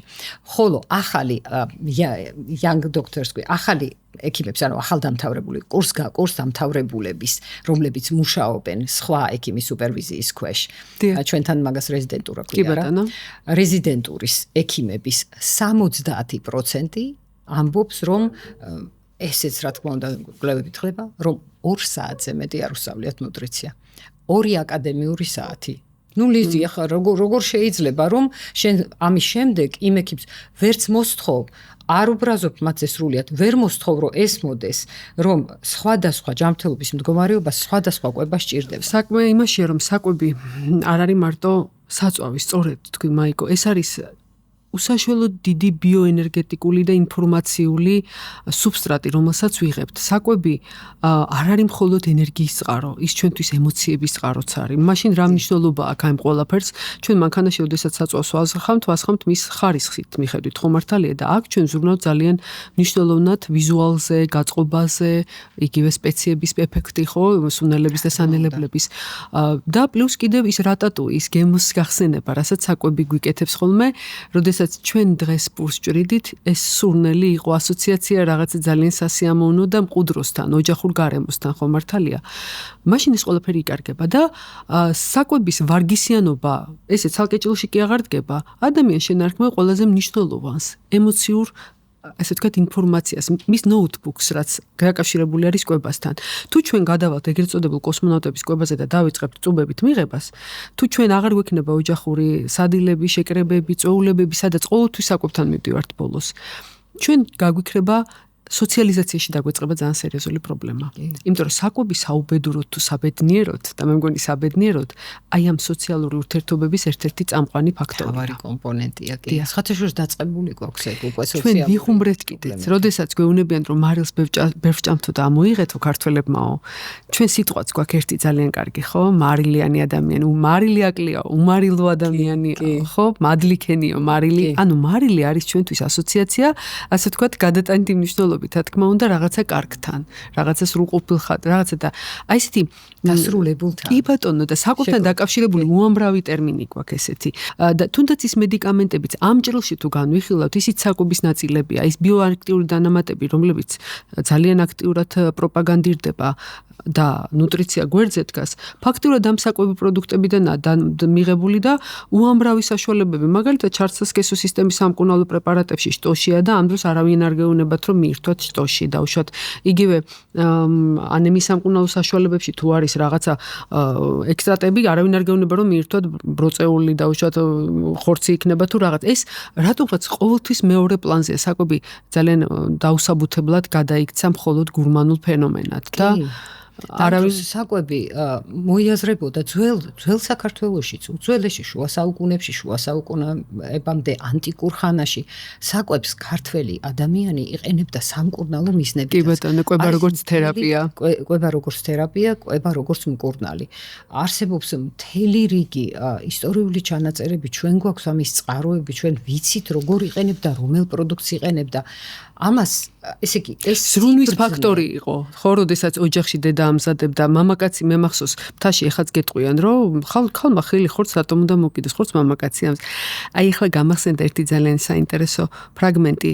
იყო ესეთი ცნობილი ანთროპოლოგი მარგარეტ მიდი ერთხელ სტუდენტებმა კითხეს, რომ ცივილიზაცია როდიდან იწყებაო, რა ფაქტორიდან და მოუყვანა მაგალითი, რომ როდესაც ნამარხ მასში იპოვეს ადამიანი, რომელსაც ბარძაყის ძვალი შეხორცებული ქონდა, აი მომენტიდან და ამდე სტუდენტები ელოდებიან, რომ იტყვის, რომ აი თიხის გამოგონება, ცეცხლის გამოყენება, ასე თქვა, რაღაცა იქ ბორბალი, ასე შემდეგ, ხო? მაგრამ პირველი ამ ადამიანმა დაასახელა რა ზრუნვის ფაქტორი. იმიტომ რომ იმ გარემოში, როდესაც ამ ადამიანს და ეს პირველყოფილი გარემოა, გამოქვაბულში ცხოვრობს ადამიანი, ვიღაცამ გამოხატა მასე ზრუნა, გამოკვება და გაათბო. ისე რომ იმდენი ხანი რომ ეს ძვალი შეხორცებული იყო, როცა თვითონ ვერც ნადი. აი მაშინ დაიწყო ცივილიზაცია. ანუ კვება, როგორც ზრუნვის კომპონენტი ამ შემთხვევაში და პირველი ზრუნა დედიშვილის მიმართ არის გაათბოს, გამოკვებოს, გაზარდოს, ხო მართალია, არის უმნიშვნელოვანესი კომპონენტი და ამიტომ ეს ეხელაღებით ამოღება და საკვების რაღაცა მედიკამენტოზურ ჭრილში დანახვა მე მგონია რომ ბევრ პრობლემებს გამოიწვევს ადამიანებში, იგივე მოზარდ თაობებშიც, იმიტომ რომ აი ერთიც იყო მაიკო თუ გახსოვთ, როდესაც საკვებს ვიღებდით, რატომ იყო სხვადასხვა ქვეყანაში, სხვადასხვა ერებში, სხვადასხვა რელიგიასა და კონფესიაში აღიარებული საკვების მიღების წინ ლოცვის წაკითხვა. საკვებს ყოველთვის ელოდებოდა ადამიანი, იმიტომ რომ მაცივარი არ იყო და დაუყოვნებელი გაკეთება ძნელი იყო. ამას ჰქონდა თურმე ბიოლოგიურად ძალიან დიდი მნიშვნელობა. დღესაც კარგ ძვირადღირებულ რესტორანში რომ შედიხარ, რაღაც პერიოდი გიწევს ლოდინი, სანამ შენი კერძი მომზადდება და მოვა. რადიკალურად შეცვალა ეს მიდგომა სწრაფი კვების ობიექტებმა, ცნობილმა ფასტ თუმცა ხანდახან იქაც დიდი ხანი გიწევს, მაგრამ გამზადებული მოდის. ანუ შენ არ გიჩდება დამოკიდებულება საკვებთან. საკვები იმდენად სწრაფად მოდის, შენ ვერც ასწრებ იმის აღქმას და აი ეს ფერმენტების გამომუშავება, ის რაღაც ლეპტინგრენის ფერომენები და მთელი ამბავი, აი ესე გადამხტარია. იღებ საკვებს როგორც სუბსტრატს და რაღაც პერიოდის მერე აღმოაჩენ, რომ მიიღე, მაგრამ ემოცია არ დატოვა. მიღება კი არა, მაგას ქვია ჩავიყარე, რო იციან, ხო? აი რასაც ქვია ჩავიყარე და მე რას იწევს ვიცით, ხო? ჩვენ კუჭის სიმძიმის შეგრძნება, მოუნელებლობა, შებერილობა, ყაბზობა, უამრავი სხვა ბავშვებს აქვთ, სკოლის ბავშვებს. ლაპარაკი მაქვს 7-8-9 წლის, 12 წლის ბავშვებს, აი პუბერტატამდეც კი. ესეთი სერიოზული პრობლემა აქვთ ახლა სხვათა შორის მოუნელებლობის, იმიტომ რომ ძალიან ბევრი მშობელი მაქვს მე მათთან ურთიერთობა, უჩივის რომ ნუ ბავშვს მუდმივად შებერილობა აქვს, რაღაცა პრობლემები აქვს, იქ ხან ყაბზობა, ხან დიარეა პირიქით და ესე იგი ეს ნაწილობრივ ამაზე აი ქართველებსაც ძველ ქართველებს ჩვენ სინაპრებს გადავშვები, მიზეზი ერთ-ერთი არის გაზირებული აი ეს ტკბილი სასმელები, ლიმონათები, კოკა-კოლა, არც კოკა-კოლასი არ მეშინია ვიტყვი რომ სამწუხაროდ ძალიან ბევრს სვამენ ბავშვები საქართველოში კოკა-კოლას და კოკა-კოლაში არის მთელი რიგი შემადგენელი გარდა სუფთა და ის კარბონიზაციას რაც უკეთებს, ხო? ძალიან დიდ პარადოქსში ვარ თამფრიო მაიკო, მოსახლეობის დიდი ნაწილი არ იღებს წყალს, სასმელ წყალს და სამაგეროდ იღებს. კი იყო საქართველოს ქართულ სუფრაზე. წყლის კულტი, მჟავე წყლები ჩვენ კიდევ ერთი უზარმაზარი საგანძური, რომელიც არ არის ხალხო, ესე მაგალითად არ არის მსოფლიოს სხვადასხვა ქვეყნებში, შენ არ გაქვს 10 მინერალური წყალი. ეს არის რაღაც სასწაული ამ მე ძალიან ზარდობ ხოლმე მაიკო, ამდენი მინერალური წყალი. როდესაც მოსახლეობა თვითონ იკეთებს შეზღუდვებს და ამბობს რომ ონკანის წყალი არ დავლიოთ, იმიტომ რომ ცუდია და პლასმასის ბოთლირებულ წყალს ანიჭებს უპირატესობას. მე ყოველთვის ფიქრობ რომ ჩვენ სუფთა სასმელი წყლის ქვეყანა ვართ და მე მგონი ჩვენი ერთ-ერთი გემრიელი წყლის ქვეყანაც ვართ, აი მონკანის წყალზე მაქვს ლაპარაკი. კი ბატონო. უბრალოდ ნდობა მეორე თემაა, აი ნდობი თუ არა ამ კომპანია. რაც შეეხება მინერალურ წყლებს, თქვენ ძალიან საინტერესო თემა ახსენეთ. ჩვენ ვართ ბალნეოლოგიური კულტურის ქვეყანა. მინერალური ბალნეოლოგიური წყლებზე დგას და ჩვენი დიდი თბილისიც კი დაარსების ისტორიას თუ განვიხსენებთ, ნახავთ რომ აი ესეთ საოცარ ისტორიაზე ვართ აწყობილი და აგებული და სახელწოდებაც აგედან გვაქვს, ხო მართალია თბილისი. მაგრამ ამ წყლებთან დაკავშირებით ადამიანმა ნუტრიციულად ყველამ არ იცის როგორ უნდა მოიქცეს და გამოიყენოს. მინერალური წყალი ყველა ერთ ჭრილშია და ძირითადად მიმართული არის გულძმარვის საწინააღმდეგოდ. ერთნიშნულოვნად თუ ადამიანებს აწუხებთ ასე ვიტყვი მე თრობის შემდგომი გამოფხიზლება და ნაბახუსევი თუ გულძმარვი შეიქმნება ეს არის პანაცეა ერთგვარი არამედიკამენტოზური და ამ ჭრილში განიხილება მაშინ როდესაც ჩვენ გადაცემის დაწყებამდე ვისაუბრეთ ამაზე როგორი განსხვავებული გამოყენება აქვს თითოეულ მათგანს ძალიან აი ინტეგრაციულ ჭრილში ანუ როდესაც შეხედავ აი სწორედ ინტეგრაციულ ჭრილში თუ მოიაზრებ და შეხედავ როგორ მუშაობს ინტეგრაციული მედიცინა და ჰოლისტიკური მედიცინა მინერალურ წყლებთან მაშინ წყალი მინერალური წყალი არის საკმაოდ კომპლექსური რა ანუ მას ურთიერთ საწინააღმდეგო ორმაგი მოქმედება აქვს ის შეიძლება იყოს კუჭის მჟავიანობის და საჭმლის მონელების დამხმარეც და საჭმლის ანუ კუჭის მჟავიანობის ან ნუ საკვების შემდეგ იგივე რეფლუქსისა ეს მჟავის გულძმარვის საწინააღმდეგო ანუ ზედმეტად გამოყოფილი მჟავის დამწევიც იმის მიხედვით ეს არის თბილი და გაზგასული და რამდენი ხნით ადრე დაუშვათ გამოიყენება ჭამამდე რამდენი ხნით ადრე უნდა დალიოთ თუ ეს არის ცივი და გაზირებული ნელი ყლუპები ცვავ თუ სწრაფი ყლუპებით. ამაზე კვლევები არსებობს. ეს ყველაფერი, ეს ძალიან დიდი ხნის წინანდელი ხო მართალია. ფანტასტიურად მე მგონი აქ პრობლემა სხვა რამე გამოიწვია. მაგრამ რატომღაც სრულიად დაკარგულია. არა, მაიკო, აქ ერთნიშნულად მოხდა ერთი საინტერესო ფაქტორი. დღევანდელი ნუტრიცია ქართული მოწყობილი არის უცხოურ გაიდლაინებზე და პროტოკოლებზე და ასე ვთქვათ, უცხოური დიეტები გადმოდის პირდაპირ ჩვენთან. მაშინ, როდესაც იქ არ არის საუბარი საირმეზე ნაბეღლავზე, ხვდებით? ანუ აი ეს ასე ვთქვათ, უნიკალური პროდუქტები აღმოჩნდნენ აი ამ პროტოკოლების მიღმა. და ხალხი სვამს ბებიების და ბაბუების რეცეპტებით და იმ რეცეპტით რაც მას უკვე თავის თავზე გამოუცდია და უნახავს. ამიტომ არის დაუსაბუთებლად. ხო, მიაქვს ცივი, გაზირებული სრულიად და იქვე ხსნის. კი ბატონო და ძალიან გაზიანს მიირთმევს ასე ვთქვათ. ამ ცივ გაზიანს მიირთმევს სიმწოდში. მაიკო, სასმელზე ვსაუბრობ და ერთი ძალიან მნიშვნელოვანი სასმელი უნდა ვახსენოთ. ჩვენ არ გვაქვს რეკლამების უფლება, მაგრამ ღვინის გარეშე ალბათ ქართველი ადამიანის უფრას არ დააგრძელებდა ხო მართალია. და მინდა ჩვენ თქვათ ესეთი საინტერესო რამე რომ ყოველთვის გვასწავლდნენ რომ მეღვინეობის ქვეყანა ვართ და მე მგონი მეღვინეობა კი არა უფრო სწორია დავამატოთ მევენახეობის ქვეყანა ვართ, იმიტომ რომ მევენახეობა ჩემთვის პირადად არამსმელისთვის ბევრად მეც ნიშნავს. რატომ? იმიტომ რომ ჩემთვის მევენახეობა არის კიდევ ერთი ძალიან გემრიელი ნუგბარის. ქართული კულტურული მემკვიდრეობის წარმომადგენლის, ჩურჩხელის მაგალითად წინაპარი, ასე ვთქვათ და წინაპირობა, ხო? ამიტომაც მინდა ვთქვა, რომ ყურძენი და ის ყურძნის ჯიშები, რომლებიც საქართველოში არის, დღესდღეობით საბედნიეროდ არსებობს ხალხი, ენთუზიასტი ადამიანები, რომლებიც დადიან კარდაკარ რეგიონებში პოულობენ და აღადგენენ ისევე როგორც ხორბალზე ვისაუბრებთ, არის დღეს სრულიად უნიკალური ენდემური ჯიშები აღმოჩენილი, რომლებიც გვეგონა რომ აღარ არსებობდა. და საუბედუროდ, როდესაც ადამიანი რგავდა და იმ ყინვაგამძლე და სეტყვაგამძლე ჯიშებს რგავდა, არ ითვალისწინებდა იმას, რომ აი ეს გენმოდიფიცირებული პროდუქცია დევნიდა იმ ძველ ისტორიულ ყურძენს, რომელიც ჩვენთან იყო. და ამიტომ მინდა კიდე ერთი რამ თქვა, რომ ყურძენი მხოლოდ ღვინო არ არის. ყურძენი ბევრი სხვა რამეა, თუნდაც იგივე ტოლმის ფოთოლი, ასე ვთქვათ, ვაზის ფოთოლზე როცა ვსაუბრობთ, მე აღარ ვამბობ ჩურჩხელას, მე აღარ ვამბობ კოსმეტიკურ საშუალებებს, რომლებიც უამრავი შეიძლება და კიდევ ერთი საინტერესო დეტალი, რომელიც დღეს ჩვენ ვნახეთ, ეს არის პურში ყურძნის ციფცის გამოყენება. ეს არის ის პაწაწინათესლები, რომლებიც ყურძნის ნაყოფშია და რომელიც აძლევს განსაკუთრებულ სარგებელსაც და პიკანტურობასაც ვიტყოდი. იმიტომ რომ ეს რაღაცა თან რაც მთავარია, კუჭნაწლავში გასვლის დროს სპეციფიურად ჩამოფცქნის ეპითელიუმის იმ ფენას, რომელიც იქ უკვე დროა რომ ჩამოიცშალოს და ასე ვთქვათ გაწმინდას. ეს ეწოდებული ინტრალუმინალური დეტოქსის მაგალითია, ხო მართალია? ნაწლავის ცოცხის ფუნქციას ასრულებს. ძალიან კარგი ნათქვამია, ნამდვილად ცოცხის ფუნქციას ასრულებს.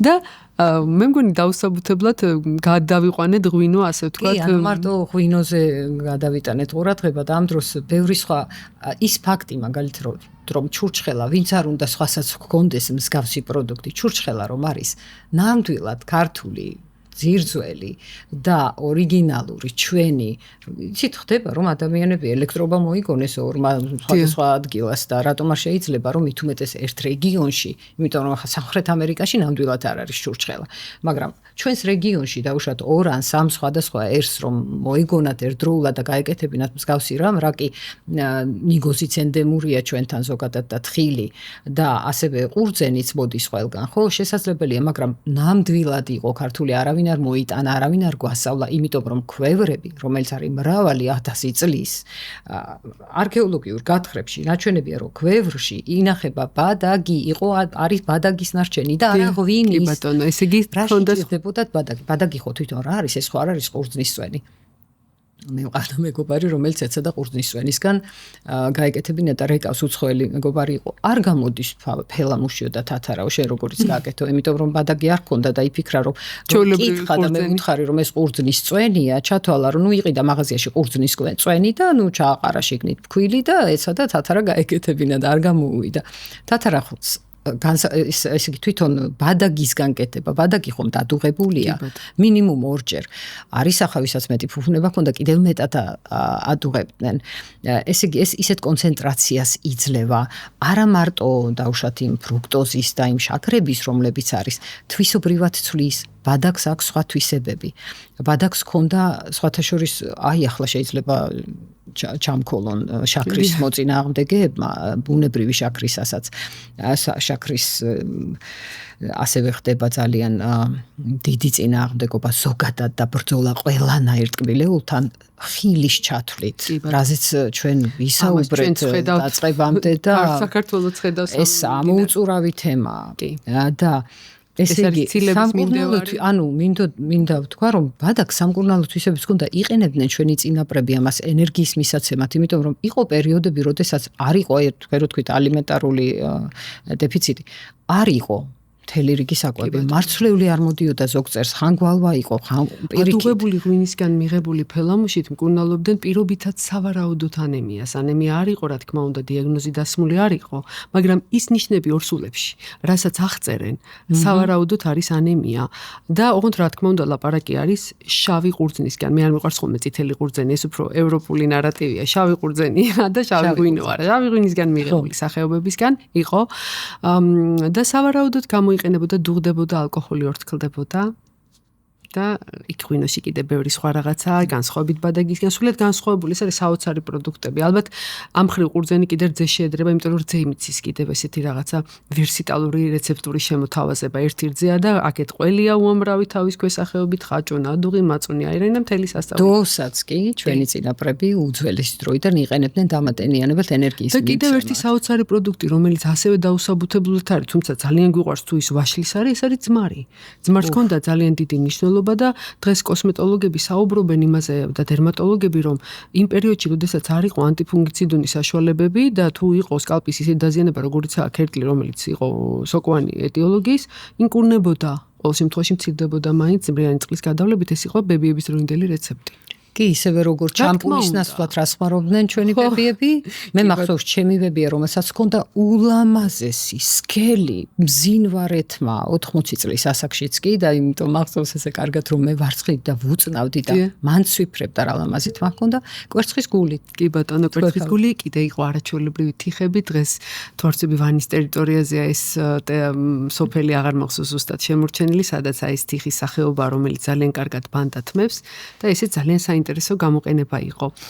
მაიკო, არ უნდა დაგვავიწყდეს კიდე ერთი ძალიან საინტერესო პროდუქტი, რომელიც ასევე მინდა ჩვენ მაყურებელს გავახსენო და ბევრს უყვარს ალბათ, ეს არის ტყლაპი. ტყლაპი და ჩურჩხელა იყო, ასე ვთქვათ, მეომარი ქართველის თანხლები იარაღი, ხო მართალია, რომელიც მას ყოველთვის მიქონდა დიდ მოგზაურობაში, იმიტომ რომ არ ბუჭდებოდა და დღეს თუ ბავშვებს ნუგბარს თავაზობთ და ვეუბნებით, რომ კარგად მოიქეცი კამფეთს გიყიდე, ალბათ ჯობია უთხრა კარგად მოიქეცი ტყლავს მოგცენ. ან ჩურჩხელას მოგცენ. თუმცა რა თქმა უნდა, ეს ემოციური წახალისება ტკბილეული დღეს ბევრი ფსიქოლოგი გვეუბნება, რომ ძალიან ცუდია და დიდ ასაკში მერე წონის მატებას იწვევს, იმიტომ რომ ამ ადამიანებისთვის ჯილდოს ფენომენთან ასოცირდება, მაგრამ მახდება მაგრამ რაღაცები არსებობს, რაც კანონების იქეთაა და მე სულ ვამბობ ხოლმე. ჩვენ გავიარეთ ის პერიოდი, როდესაც მზის სისტემაში 9 პლანეტა იყო და მე გვითხეს 8 არისო. 4 ოკეანე იყო და 5 გახდა. ხო, ასე ვიყო ნუტრიციოლოგიაში. ანუ ჩვენ გავიარეთ ის ეტაპები, როდესაც ერთი პროდუქტი ამოვარდა, მეორე ჩაჯდა, აი თუნდაც ზეთების ისტორია გახსოვთ, როდესაც გვეუბნებოდნენ, რომ ძალიან ცუდია კარაქი და ამოვიღეთ კარაქი და გადავედით ზეთის წოზე და მე გვითხრეს, რომ ზეთებიც არ კარაქი იყო არისო. თითქოს ქოლესტერინის მთავარი, ისევე როგორც ცხოველური ცხიმები იყო საშინელება. და მე უცბად გადავედით კვერცხიდან დაწყებული კარტოფილით დამთავრებული, რაც ბავშვებს უყვარდა, ყველაფერს ზეთებში ვწვავდით, მე გვითხრეს ზეთიც არ ვარ გაო, თუ ნადუღია მით უმეტესო, მე აღმოჩნდა რომ ყველა ზეთი ცუდი იყო თერმულად დამუშავებისთვის, ამიტომ ეს წესები და კანონები ისე იცვლება, რომ თან ყველა გვიმტკიცებს, რომ მათი თეორიაა მართალი. არავინ არ გვეუბნება, რომ პირობითია. აი, სწორედ მაგაშია. და ხალხი დაიბნა. კი, ხალხი დაიბნა, ხალხი კი არა, ჩვენ ნუტრიცია ნასწავლი გვაქვს წლების მანძილზე და ძალიან დამაბნეველია, იმიტომ რომ ოფიციალურ მტკიცებულებით წყაროებშიც კი და ნუტრიციულ კვლევებშიც 2 წლის წინ რომ ინფორმაცია იყო, ახლა ხდება იმისი სრული გაბათილება, ბევრი ინფორმაციის. პირამიდა ამოგვიტრიალდაო ამერიკელებმა შემოგთვალეს. და საინტერესო რა არის, მაგრამ ამავე დროს ვიზრდებით. მეც რეალურად მეც იგებს მეცნიერება. აი მაგალითად გადადუღებული კარაქი გააჩნია და რძის პროდუქტი, ხორძისადმიც დიდი ბრძოლა სხვათა შორის დასავლეთში მაგალითად, მთელი რიგი ნუტრიციული. გვიმტკიცებს, რომ საერთოდ არ უნდა მიიღოთ დასრულება, რომ ზდასრულ ადამიანს საერთოდ აღარ სჭირდება 6 წლის შემდეგ რეალურად რძე არ სჭირდება, თუ ფერმენტირებული არ არის. კარგია ფერმენტირებული. მაგრამ ადამიანის ორგანიზმით შეიცვალა. ნახეთ, ნეო ადამიანი, ახალი ადამიანი, ასე ვთქვათ, განსხვავებული ფერმენტული აპარატის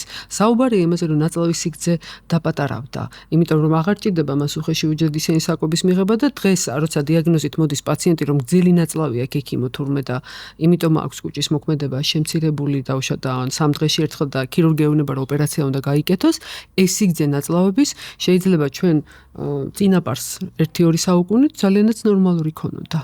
ანუ ჩვენი ანატომიაც შეიცვალა, ჩვენი წყობაც შეიცვალა, ჩვენთანაც შეიცვალა რაღაცები, მთლად მარტივად შეიცვალა, მნიშვნელოვნად გაღარიბდა. ერთ-ერთი მაგალითად მიკრობიოტის ცნობილი მკვლევარი გიულია ანდერსი იძახის, რომ გერმანელი ახალგაზრდა უნიკალური სრულიად და უნიჭიერესი მეცნიერია, იძახის, რომ ესე იგი წარმოიდგინეთ თუ ამაზონის ტყე ასეთი ჰქონდა ჩვენ წინაპრებს, თუნდაც 3 საუკუნის წინ, 2 საუკუნის წინ იყო როგორც ამაზონის ტყე და ახლა ესე მეჩხრად თითოეულად რომ ხე იდგას, აი ის მივიღეთ. ანუ აი ის მიკრობიოტა, რომელიც რა თქმა უნდა მაინც მდიდარია, იქ უამრავი ბაქტერია ყავს, ხო? ანუ მთლიანად ჩვენ ვართ ბაქტერიების სახლი ფაქტიურად. მაგრამ არ შეედრება მრავალფეროვნება ჩვენი ბაქტერიული ახლა იმას, რაც ჰქონდათ წინაპრებს. რატომ? იმიტომ რომ რძე იყო სხვანაირი, ის პური, აი ის ჩურჩხელა, რომელიც თქვით, იმ ჩურჩხელაში ახლად რომ დავშოთ ბადაგი ბრწყინვალე იყოს, ხო? მოყვანილი სუფთა მიწაზე შეწამლის გარეშე ყურძნის წვენით და ასე შემდეგ. იმ ბადაგს რომ შენ უმატებ აი ამ თანამედროვე ფქვილებს, რომელსაც აქვს გრძელი გლუტენური ბმა, რომელშიც არის ეს პოლიპლოიდური, რომელსაც აქვს უამრავი სხვა დამატება, არის გაფსხვნილი ყველანაირი ცეხვილის და ყველანაირი ბოჭკოსთან გაცარიელებული და თან მაშინ ამის ხარჯზეც რომ გამოცლილი აქვს მთლიანად, ესე იგი ეს ყველანაირი ბოჭკო ნახშირწყალოვანია ბევრად უფრო. აი, როდესაც მაგისგან აკეთებ ჩურჩხელას, ის ჩურჩხელა კიდეს გაგასუქებს, გამოიწევს გლიკემიური ინდექსი მაღალი, ამიტომ სწრაფად წევას, რომელზეც ჩვენ ვისაუბრეთ. კიდე ამ ყველაფერთან შაქართან და ამ იმასთან ერთად და თან თუ კიდე შაქარსაც ამატებენ ხოლმე, რომ ეს სირბილეს ინარჩუნებს. რა თქმა უნდა, მარტო იმიტომ არა, თუნდაც ბადაგი ბევრად უფრო ძვირიჭდება, ვიდრე ყურძნის წვენი, იმიტომ რომ ბადაგი არის დავუშვათ შეიძლება 2-3 ლიტრიდან დაადუღოს და მიიღოს 1 ლიტრი ხომართალია. და მე დღეს ესეც საეჭვია ხოლმე, როგორ შეიძლება ჩურჩხელა აღირდეს რაღაცათან ხარ, როცა რეალურად ვერ შეიძლება, ვერ ეღირება ჩურჩხელა იაფინდო რეალურად ხანდახან რომელიც ჩურჩხელაშია ის პასი ხომართალია. და როდესაც აი ამ ჩვენ ქართულ ენდემურ ფქვილებს, რომელიც ახლაც შეიძლება, იცით ხა, აი მინდა მსმენელმა იცოდეს, რომ თუ კი სახლში ჩურჩხელას აკეთებს, აი მხოლოდ ჩურჩხელისთვის მაინც იყიდეთ ეს ფქვილი და იმ ფქვილისგან ქართული ჯანსაღი ფქვილისგან მოამზადეთ, იმიტომ რომ ის მეომარი იქნებოდა, გლეხი იქნებოდა, რომელიც მთელი დღე გასულიყო მწყემსი, რა თქმა უნდა, რომლებიც გადიოდნენ სეზონზე, როდესაც მიდიოდა მაგალითად, ხო, იქ იმის გარდა ნანადირევის და ხორცის იქნებოდა თუ ბალახეულის, რომელსაც სხვათა შორის თვითონ კრიბავდნენ და უზარმაზარი ბალახეულის კულტურა იყო. აუცილებლად უნდა აღვნიშნოთ საქართველოში რამდენად ბევრ სახეობას ფხალეულს ან მხალეულს როგორც გნებავთ და არქვით და ბალახებს ჭამდნენ ჩვენი წინაპრები ეს სულ რაღაც 100 წლის წინაც კი ის დანდური ბალახები აი იმ საქონლისმცემლობასაც ძალიან დიდი მნიშვნელობა ჰქონდა მაიკო, იმიტომ რომ ხორცი განსხვავებული მიიღებოდა. თქვენ მე მახსოვს საუბრისას მითხარით, რომ ნახეო ადგილობრივი ენდემური ჯიშის რაღაც ძროხა, რომელიც იყო ძალიან განსხვავებული იმის, რასაც ევროპაში ვხედავდიო, ბევრად პატარა უძრო ზონის, მაგრამ ძალიან მოქნილი და კი, უშგულში განმაცვი ხაზე იყო გაფენილი. თქვი ხა მე ბავშვობიდან ძალიან კარგად ვიცნობ თხას და იმიტომ რომ ბებიას ყოველთვის ყავდა თხები და ნუ ერთ-ერთი ანუ დიდი თხებიც ყოლი ანუ და ჩათვალეთ რომ ეს ამხელ ეს არის თხები თან ესეთ ნუ ხა ქართული ყოჩაღი ძროხა იყო რა და თხები არ არისო გაეცინა იქ მას ვინძლებს რომ ესენი ძროხებიაო და მე უკვე ესე იგი ჭოგრიჩი გავხედე მართლაც ძროხები და გამიკვირდა მე რომ ჩამოატარა წემსმა ორხობეში იყვნენ ნუ ისეთი მომცრო ძალიან მომცრო ისეთი პატარა ზომის ეს ძალიან გემრიელი და კარგი ყველია მაგრამ გემრიელი და ეს არის ეს მე რაც გამოვიკვლიე განსვიფრებული ვარ ლიზი ეს არის A2 ფორმის ანუ იქ არის იმ ტიპის კაზეინი რომელიც არ იწვევს ანთებით რეაქციას არ ატრიგერებს ანთებას ნაცვლად გაზრდილი ძროხა საოცრება. მარტო ის კი არა, ჩვენი თურმე საქართველოს სხვადასხვა რეგიონში უმრავლესობა ჩვენი მსხვილფეხა რქოსანი პირუტყვის რძე, ნუ თხას და ცხარს ისედაც ბუნებრივად არა აქვს ის მავნე ანთების გამომწვევი კაზეინის ტიპი, მაგრამ ეს არის ის გენეტიკური ფორმები, ის გენეტიკური ჯიშები, რომელიც გიკეთებს იმ რძეს, რომელიც 80 წლის ასაკშიც როგორც გინდასვი. დასრულმაც, მაგრამ დასავლეთის ნუტრიციას და ნუტრიციოლოგებს და დიეტოლოგებს, სხვა შორის დიეტოლოგია არსებობს იქ ჯერ კიდევ პროფესია და დიდად პატივცემულია, იმიტომ რომ ეს არის სულ სხვა ლიგის სპეციალისტი, ეს არის ექიმი, დიეტოლოგი, რომელიც ნიშნავს სამკურნალო კვებას და რომელსაც ესმის უმაღლეს დონეზე ნუტრიციის მნიშვნელობა ჯანმრთელობაში. და ესე იგი არ აქვს დასავლეთის დიეტოლოგს და ნუტრიციოლოგს არ აქვს ეს რძე რომ გირჩიოს რა თქმა უნდა დაიწყო ბრძოლა იმიტომ რომ ხედავს რომ იქ არის ლაქტოზის აუტანლობა ეს მე ცილა კაზეინი ნუ ლაქტოზა არის შაქარი ხო რომელიც არის რძეში ხოლო კაზეინი არის მთავარი ძირითადი ცილა მაგრამ კაზეინს აქვს სხვადასხვა გენეტიკური ქვეტიპები და სხვადასხვა აირი და რაც ესე იგი ერთადერთი A2 A2 cows ქვია Guernsey cows არსებობს Guernsey არის კუნძული ინგლისთან ახლოს ეს ჯიშები ამას მოდიფიკაციას და სელექციას ვერ გაუკეთებ, ანუ ვერ გამოიყვან. თვითონ მრავლდება ბევრად ნაკლებად.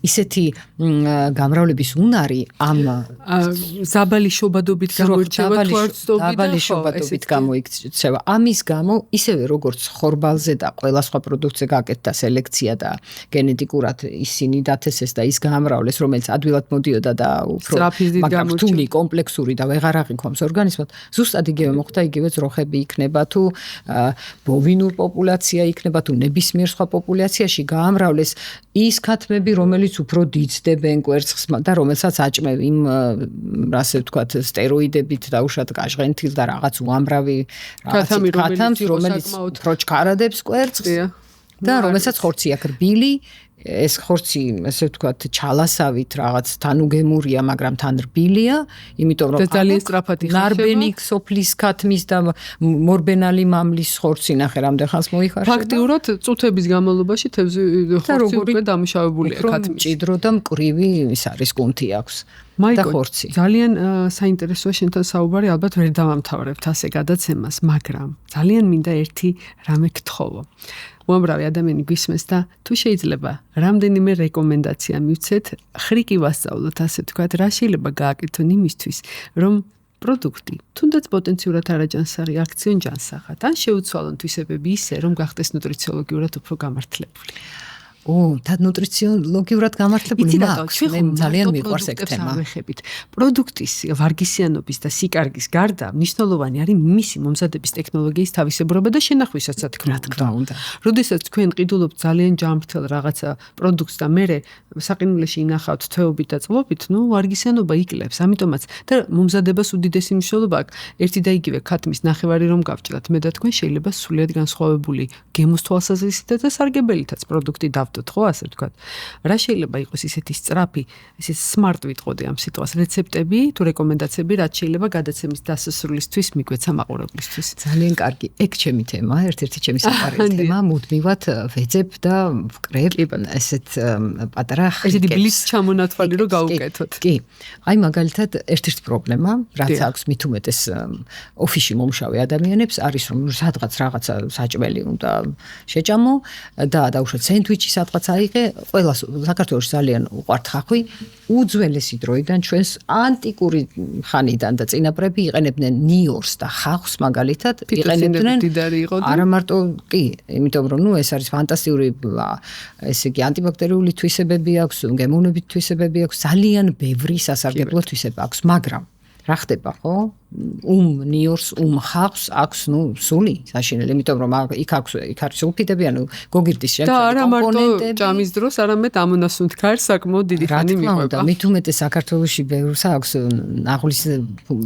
ნაღლის პრობლემები და ზოგადად ღვიძლის, როდის ხდება, რატომ არის რომ ზოგი ადამიანი შეჭამს ნივრიან, შკერული იქნება, ბევრ ნივრიან, იგივე ფხალი თუნდაც, ან ნიგზიან ფხალს, ან ნივრიან ბადრიჯანს და შემდეგ 2 დღე ნასუნთქიდან კანზე მის ოფლს ასდის ნივრის სუნი.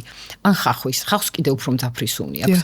ეს იმიტომ რომ დავუშვათ მისი ორგანიზმი თუ კი მართლაც დიდხანს რჩება მიუხედავად პირის ღრუს ჰიგიენისა, დიდხანს რჩება სუნი და თვითონაც იცის ან მისი დავუშვათ მეუღლე ეუბნება ან შვილი, მაშინ უნდა მიხვდეს რომ ესე იგი ცოტა პრობლემა აქვს მეთილიზაცია ქვია ეს პროცესი რომელსაც ღვიძლი განახორციელებს, ანუ სულფიდების გამოტანის გოგირდის ორგანიზმიდან გამოტანის გაწმენდის პროცესი. თუ აქ დარღვევაა პატარა, მაშინ საჭიროა რომ ეს არ ნიშნავს რომ არ უნდა მიიღოს იმან ხახვი და ნიორი, მაგრამ რა სახით და პატარა ესეთ ხრიგებს ვასწავლი. ზოგადად ითვლება რომ რატომ გვინდა ნიორი? ნიორში არის ალიცინი, უნიკალური ანტიბიოტიკური და ბაქტერიციდული მოქმედების ნივთიერება, რომელიც არ არის ალიცინი არ გამოიყოფა თუ არის მთლიანი მარცვალი, მთლიანი ლებანი. აუცილებლად უნდა დაიჭყლიტოს. ანუ დაღეჭვისას იქნება მთლიანად კახეთში მაგალითად პურს და ნიორს ჭამდნენ უძველესი დროიდან. ან უნდა კბილით დაიჭყლიტოს. ზოგიერთი დაავადებებისთვის გადაყლაპავს, რაც საკმაოდ მარტივია. კი დაიჭყლიტება. ამ დროს აზრი არ აქვს ესე გადაყლაპოს, იმიტომ რომ გაიხსნებაო და დადგენილია. როგორც კი დაიჭყლიტება, იქ იწყება ფერმენტის გამოყოფა, რომელიც და კონცენტრაცია, ანუ იწყებს ალიცინი გამომუშავებას. 10 წუთი დაჭყლიტეთ ნიორი წინასწარ, ანუ აი როგორც კი დაჭრით იმ წუთში ჩაყრა არ გააკეთოთ. აი ხომ იცით რომ კერძის ბოლოს, იმიტომ რომ მთლიანად არ გავუვიდეს გემო და ჰქონდეს, კერძის ბოლოს უნდა ჩაყაროთ ნიორი. დაჭყლიტეთ ეს ნიორი, 10 წუთი დადეთ. თუ გინდათ 10 წუთის შემდეგ თუ უფრო მეტი დრო გაქვთ, ისე გამოვიდა რომ დაუშვათ ის ხორცი უფრო დიდხანს იხარშება, ხო? შეგიძლიათ მოასხათ ან ძმარი, რისი ძმარიც გაქვთ, ის იქნება, ვაშლის იქნება თუ ან ლიმონი ცოტა. ესე იგი ლიმონი რას აკეთებს? თავიდან დანაყვისთანავე ან დაჭყლეტვისთანავე, სხვა შორს აი დასავლეთში რომ ინაყებოდა, ნიორს რომ ნაყავდნენ, იქ ხო ყოველთვის გადიოდა ის 10 და 15 წუთიც დანაყვიდან სანამ იგივე ნივრი მასში ნიგზის მასაში ჩადებდა თუ რაც იქნებოდა. ეს იყო გენიალური, უზარმაზარი ნუტრიციული სიბრძნე ხონდა ჩვენ წინაპრებს. ხო, ხისკუას ანაყი, რომელიც თელის არის თორე. კი, იმიტომ რომ აი მაგალითად დანით დაჭრა ნიორს არ უყვარს, ითვლება რომ თან შეხედვისას იქ სხვა ის არის, ამიტომ მე მაგალითად ქვის მაქვს, ანუ ქვის ბრტყელ ძირიანი და იმით ვჭყლიტავ. და ესე იგი, იმ წუთში არ დაასხათ ლიმონი, იმიტომ რომ ლიმონი ანეიტრალებს საერთოდ გამოყოფას ხელს შეუწყობს, იმიტომ რომ იმ ფერმენტს დრგუნავს, რომელიც შემდეგ რომელიც ანვითარებს და ალიცინს აძლიერებს. მაგრამ აი 10-15 წუთის შემდეგ დაწვეთებული ლიმონი აი რაღაც ხუფავსავით ამ ალიცინს და უფრო კარგ კონცენტრაციას უკეთებს. ამ შემთხვევაში ეს volatile, ანუ აორთქლებადი ზედმეტი გოგირდოვანი სუნი რაც ორგანიზმში გროვდება ის ამოდის, მაგრამ თვითონ ალიცილის კონცენტრაცია იზრდება და სარგებლიანობა ნივრის იქნება ბევრად უფრო მაღალი და არადა სუნს არ დაგიტოვებთ. ხახვის რაც შეეხება, ხახვი დაჭრილი წითელი ხახვი განსაკუთრებით, რომელიც სენდვიჩებშიც არის და ასევე უამრავ რამეს სალათებში, ცოცხალ სალათს კიტრი და პამიდრის სალათს უამრავს მოაყრიან ხოლმე, მაგრამ მე ოფისში ყველა სხვა განცდაშია, ასე ვთქვათ და ყველა წუხდება. შეხვედრაზე ვერ მიხვალ ხახვნაჭამი, ხო სწორია. ნუ ისე განსაკუთრებით ხშირად ხვდებით ამას მამაკაცებში, რომელიც არ ფიქრობს ამაზე შეხვედრაზე. და ამ დროს თუ კი რესტორნები იქნება თუ სხვადასხვა საკვები წერტილები იმ დაჭრილ ხახს ჩაყრიან ყინულოვან წყალში სულ 10 წუთი. ყინულიან წყალში. ყინულიანი წყალი არა გაქვთ, მაშინ აი სწორედ ის ლიმონი იქნება თუ ძმარი მოასხით ეგრევე, როგორც კი დაჭერით ხახვი. ის დაბლოკავს იმ ფერმენტის გამომუშავებას, რომელიც აი ამ გოგირდოვან ნაერთებს მაქსიმალურად გააძლიერებს. აი ამის შემდეგ მიირთვით. და თან სარგებელიც არ თან სარგებელი არანაირად არ დაიკარგება, არა, ძალიან კარგი იქნება, თან ძალიან ხრამუნა ხდება. მაგალითად ხახვი ყინულოვან წახში, რა თქმა უნდა მე უნდა გაიწუროს და ეს წყალი გადაესხას, მაგრამ ხრაშუნაც არის.